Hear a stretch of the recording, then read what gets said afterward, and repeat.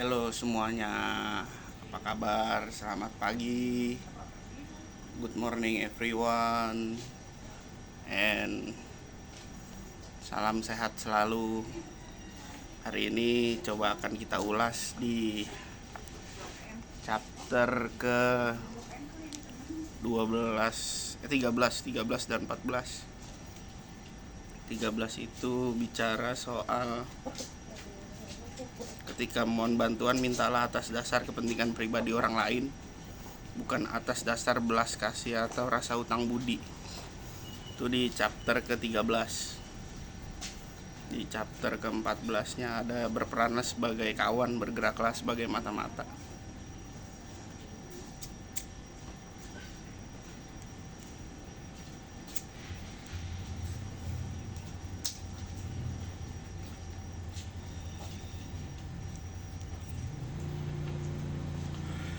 Di chapter ke-13 ada satu petuah sih yang menarik. Jadi ketika kawan-kawan memiliki sebuah niat atau ambisi, ini dihubungkan dalam cerita sebelumnya. Sembunyikan niat dan ambisi itu agar orang lain tidak tahu. Alih-alih kawan-kawan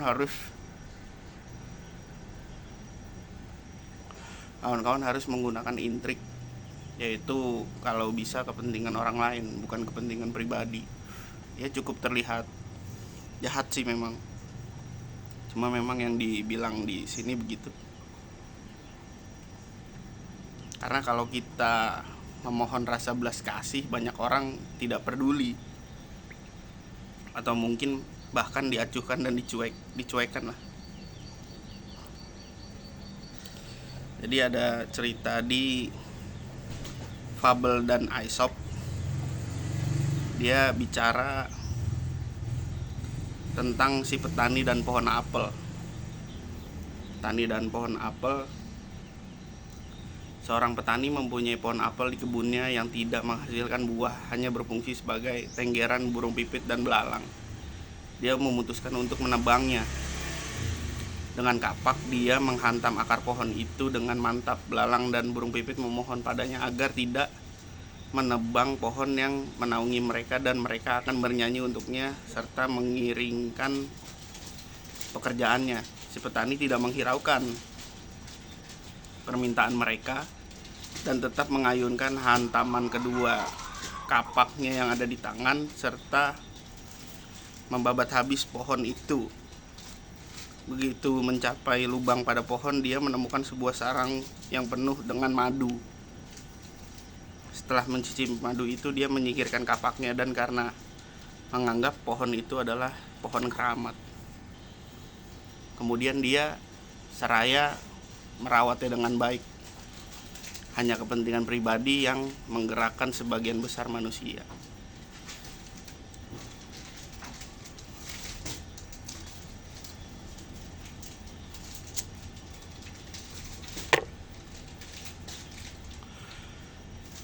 Terus ada cerita bangsa Mongol, Raja Genghis Khan pada abad ke-12, dan penasehatnya itu Chusai. Di Genghis Khan ini semenjak 2000 tahun lalu dikenal sebagai pemimpin yang barbar atau kejam lah dalam mengeksekusi lawan-lawannya, tidak kenal pandang bulu. Kemudian si penasehat ini, si Chusai ini, menyarankan bahwa tidak perlu membabat habis untuk satu wilayah, karena ternyata di sini ada kepentingan si Chusai ini soal pandai besi dan pengrajin. Ada desa yang dia lindungi lah. Alih-alih dia juga menyarankan kepada Genghis Khan, mendingan bantai desa yang sebelahnya nih, karena di Kaifeng pun gak ada apa-apa kalau dibantai. Jadi si Chusai ini memanfaatkan momentum itulah, melihat bahwa ada kepentingan di sana, cuma dia melihat kepentingan orang lain nih di sana. Si Chusai ini, desa Kaifeng namanya itu di Tiongkok. Kemudian lambat laun ya kita tahu sendirilah, Genghis Khan ini hancur karena faktor keserakahan dan kebiadaban. Akhirnya dia hancur juga dengan hal-hal seperti itu. Karena untuk mencapai kekuasaan memang perlu banyak intrik dah. Terus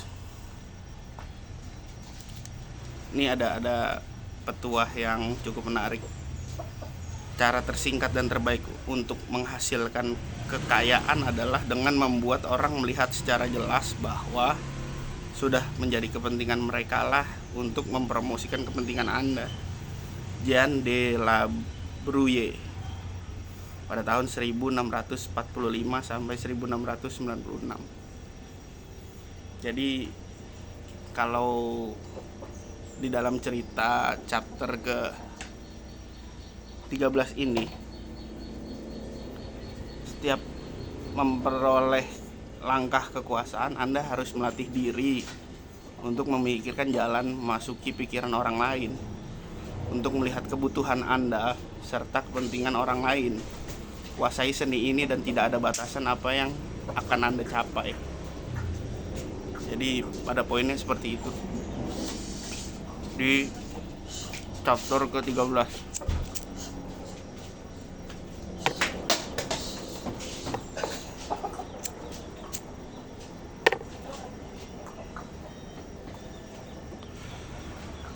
Di chapter ke-14, berperanlah sebagai kawan, bergelaklah sebagai mata-mata. Memiliki pengetahuan tentang rival Anda sangatlah penting. Gunakan mata ketiga Anda untuk mengumpulkan informasi yang berharga dan membuat Anda selangkah lebih maju. Mata ketiga di sini artinya memanfaatkan pion lah. Pion yang ditugaskan sebagai mata-mata. Jangan terlalu orang yang penting nih untuk memberikan satu gagasan atau untuk menyabotase gerakan lawan. Taruhlah orang yang gak begitu penting di pihak lawan, sehingga informasi-informasi berharga bisa dikumpulkan di sana. Namun dalam catatan juga di sini, kawan-kawan harus belajar lebih giat dan baik. Aduh, jambu lagi cok. Kawan-kawan dituntut juga harus belajar untuk menyelidiki. Ajukan pertanyaan yang tidak langsung agar orang menangkap kelemahan serta niatnya. Setiap kesempatan merupakan peluang untuk memata-matai dengan cerdik.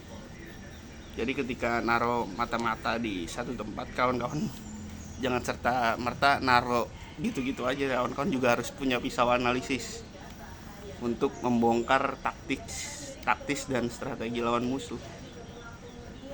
Jadi cerita di chapter ke-14 begitu.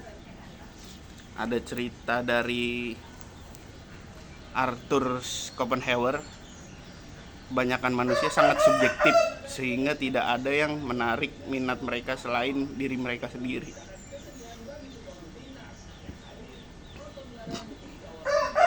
Orang kerap kali mendengar komentar dan seluruh perhatian akan tertarik dan terserap hanya karena referensi yang sedikit. Ini Arthur Schopenhauer yang bilang pada tahun 1788 sampai 1860. Kemudian ada cerita dari politisi Prancis, Talleyrand, seorang praktisi hebat lah dia. Bukan karena kehebatannya, karena dia punya segala peluang yang bisa dia lihat dengan pisau analisisnya untuk menguasai segala bidang. Jadi dia cukup piawai lah dalam menjalankan langkah-langkah strategisnya. Terus ada cerita Kautilya, filosof India abad ke-3 sebelum Masehi. Para penguasa melihat melalui mata-mata seperti sapi melalui penciuman. Kaum Brahmain melalui kitab suci dan orang lain melalui mata normal mereka.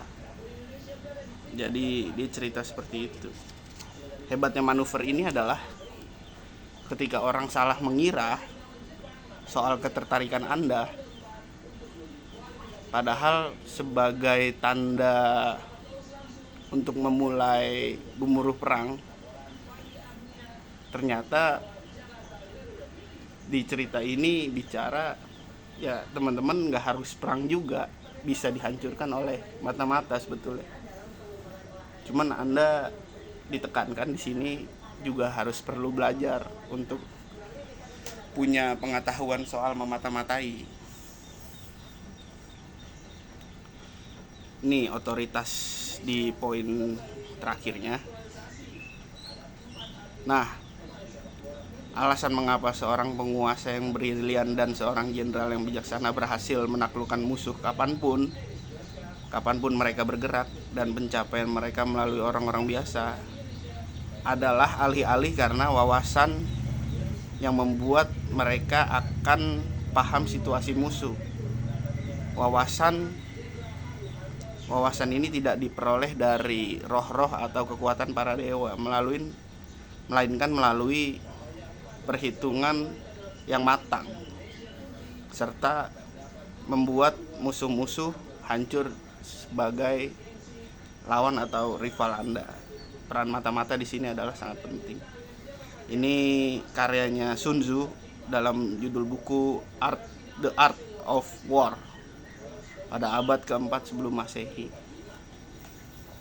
Jadi mungkin cerita kali ini itu aja yang bisa gue sampaikan. Di chapter 15-16 nanti coba kita sampaikan di kesempatan waktu dan lain waktu.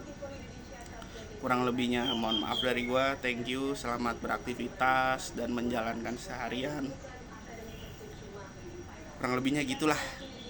Gue pamit undur diri. Nun kolami wa mayaskurun bilahi fisabilil haq fasabiqul khairat. Assalamualaikum warahmatullahi wabarakatuh.